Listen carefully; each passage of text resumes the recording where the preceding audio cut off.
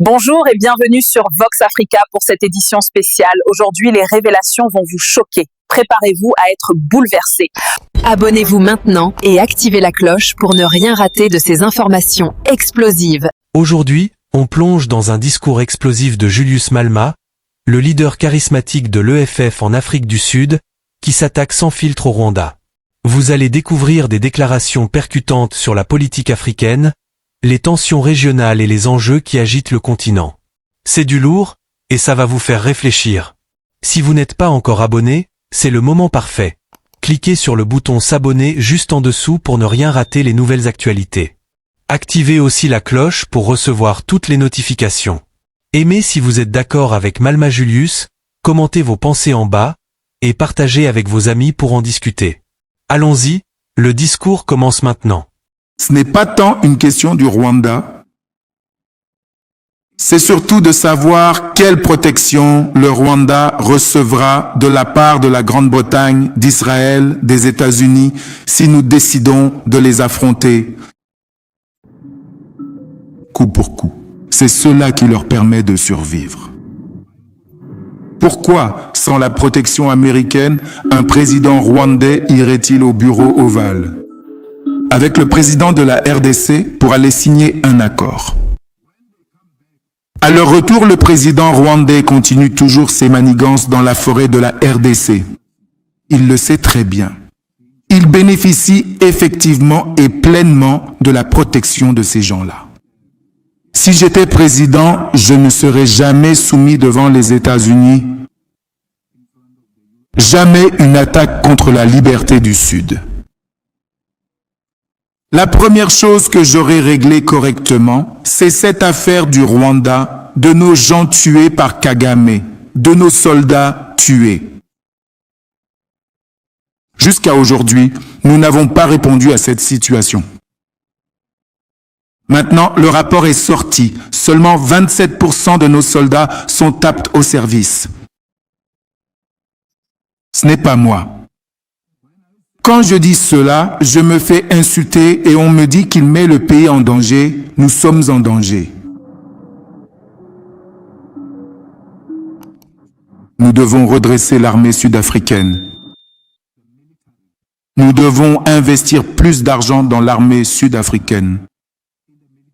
À quoi bon mettre tout cet argent dans toutes ces choses si on peut se faire écraser par un petit pays comme le Rwanda? Il t'humilie au point où le président du Rwanda ne s'en excuse même pas. Il continue de nous insulter jusqu'à aujourd'hui. Jusqu'à aujourd'hui. Et il n'y a aucune réponse. Eh bien, mon style de leadership et celui de Ramaphosa sont différents. Il fait les choses à sa manière, à sa façon. Parfois, ça marche. La plupart du temps, ça ne marche pas. Comme cette diplomatie qui lui appartient, elle était nécessaire maintenant. Parce que nous le devions non seulement à Trump, nous le devions au monde. Être hospitalier envers nos visiteurs. Et c'est exactement ce que nous sommes. Et nous n'avons jamais montré le moindre signe d'une nation paniquée, qui est assiégée par l'Amérique. Donc, tu dois savoir que je ne serai jamais soumis. Nous avons, et la plupart des Matala, quand Matala a dit à son Dieu, combien? 8 forces spéciales, 9 forces spéciales, 8 et une force d'intervention. Il ne répondait pas à la question.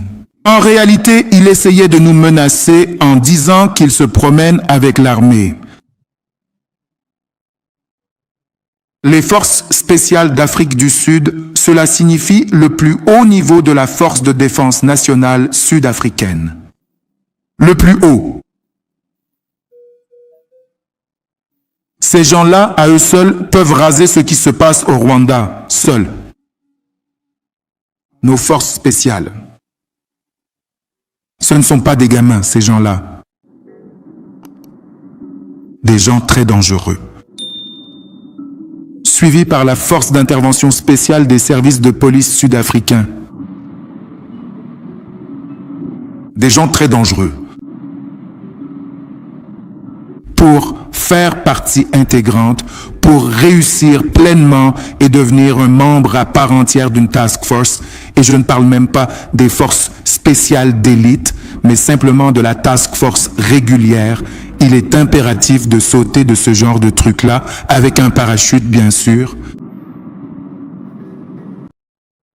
Chaque mission qui t'est confiée, on doit te larguer dans un pays étranger, sans que ce pays le sache, dans la brousse, et ensuite tu dois retrouver ton chemin tout seul. Sans téléphone portable, sans boussole, rien du tout. Tu dois t'asseoir comme ça, regarder, te dire, peut-être par là, et y aller. Et revenir. C'est à ce moment-là qu'ils t'apprennent à infiltrer le pays.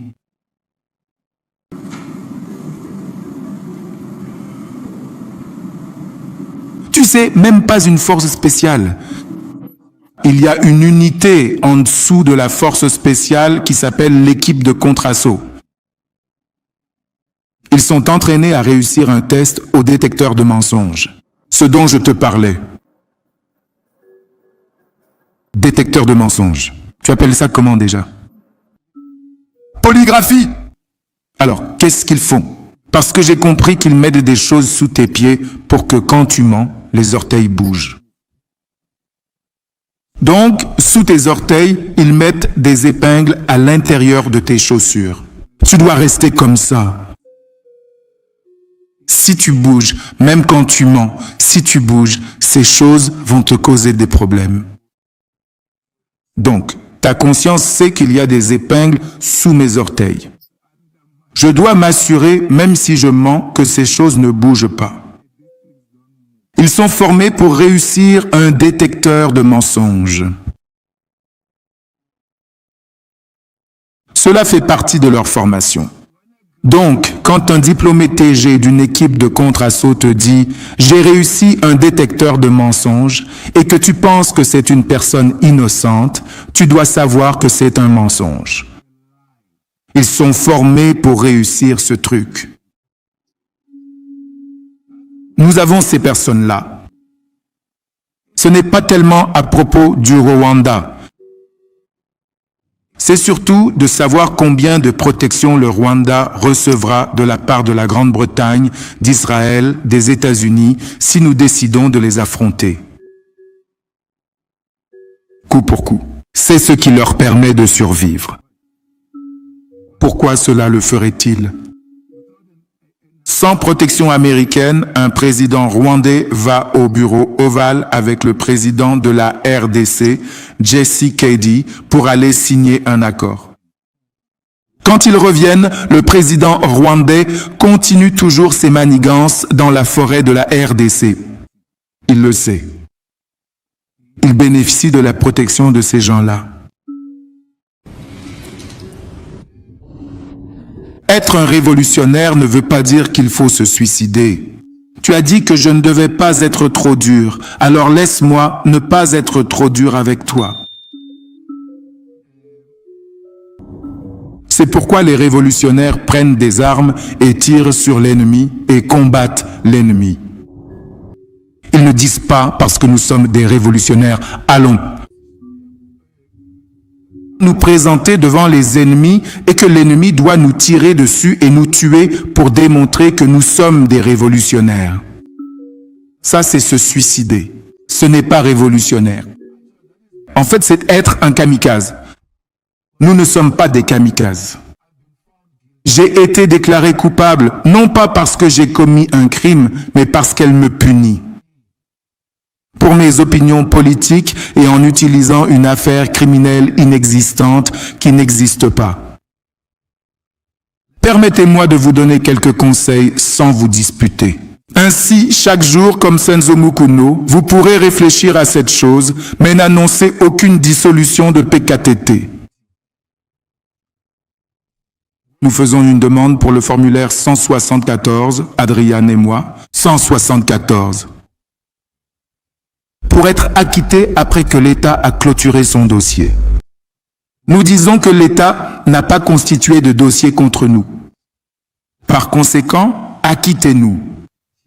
Elle refuse de nous acquitter et dit que lorsque vous refusez d'accorder le 174, cela signifie qu'il y a une affaire à laquelle vous devez répondre. Très bien. Nous disons, d'accord, pas de problème. Je vais témoigner et répondre à mon affaire. Et voilà, mes amis, on arrive à la fin de ce discours qui a encore une fois montré à quel point Julius Malema n'a pas la langue dans sa poche quand il s'agit de parler des affaires africaines et des tensions avec le Rwanda. Franchement, qu'on soit d'accord ou pas avec ses positions, on ne peut pas nier que l'homme sait faire passer son message. Merci d'avoir regardé la vidéo jusqu'au bout. Si elle vous a plu, si vous avez été choqué, touché ou si vous voulez débattre, laissez un gros pouce bleu, écrivez votre avis en commentaire, dites-moi ce que vous pensez de ces propos sur le Rwanda et sur le continent en général. Et surtout, si vous n'êtes pas encore abonné, faites-le maintenant.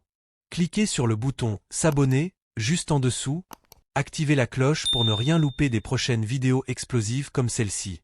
Partagez aussi avec vos potes, parce que ce genre de contenu, ça mérite d'être vu par le plus grand nombre.